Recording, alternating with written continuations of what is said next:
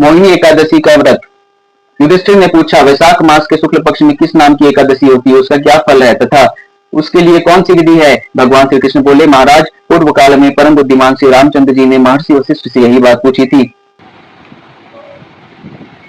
और महर्षि वशिष्ठ ने यह बतलाया कि तुमने बहुत ही उत्तम बात पूछी है श्री रामचंद्र। वैसे तो मन से तुम्हारा नाम लेने से ही जो है समस्त पापों से मुक्त हो जाता है और राम नाम सत्य है, तथापि लोगों के हित की इच्छा से मैं पवित्र उत्तम व्रत के बारे में भी तुम्हें बताता हूँ। वैशाख मास के शुक्ल पक्ष में जो एकादशी पड़ती है उसका नाम एकादशी का नाम मोहिनी एकादशी है। वह सब पापों को हरने वाली है और उत्तम है। उसके व्रत के प्रभाव से मनुष्य मोहजाल और सभी प्रकार के पाप के मुंह से छुटकारा पाता है। सरस्वती नदी के रमणीय तट पर भद्रावती नाम की एक सुंदर नगरी थी। वहां द्रुतिमान नामक एक राजा थे जो चंद्र वंश में उत्पन्न थे और सत्य प्रतिज्ञ थे। राजा राज्य करते थे। उसी राज्य में एक वैद्य रहता था जो धन धान्य से परिपूर्ण होकर समृद्धिशाली था। उसका नाम धनपाल था। वह सदा पुण्य कार्य में लगा रहता था। दूसरों के लिए कुआं, मठ, बगीचा, पोखरा और घर बनवाया करता था। भगवान विष्णु की भक्ति में उसका हृदय अनुराग था। वह सदा शांत रहता था। उसके 5 पुत्र थे, सुमना, द्रुतिमान, मेधावी, सुकृत और धृष्ट बुद्धि पाशवा था। वह सदा बड़े बड़े काम में ही लगा रहता था।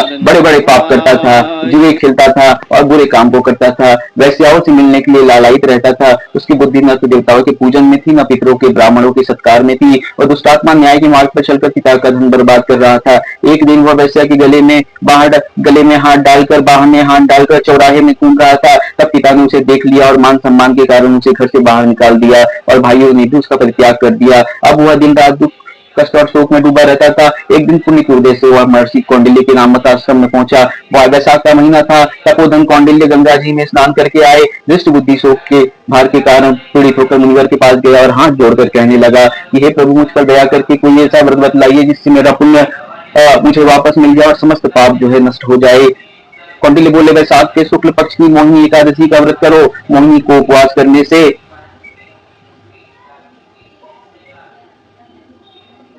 प्राणियों के अनेक जन्मों के पाप भी नष्ट हो जाते हैं। वशिष्ठ जी कहने लगे। श्री रामचंद्र मुनि जी का यह वचन सुनकर कृष्ण बुद्धि चित्त प्रसन्न हो गया और उसने जो है कौंडिल्य जी के बताए गए मार्ग के अनुसार मोहिनी का व्रत किया। मोहिनी एकादशी का व्रत के प्रभाव से उससे जो है उसके सारे पाप नष्ट हो गए और वह मुक्त होकर विष्णु धाम को चला गया। यही विष्णु धाम पे मोहिनी एकादशी का व्रत करके गया और इसे पढ़ने और सुनने से सहस्त्र गोदान का फल मिलता है। जिस प्रकार यह मोहिनी एकादशी का उत्तम व्रत यहीं पे समापन होता है।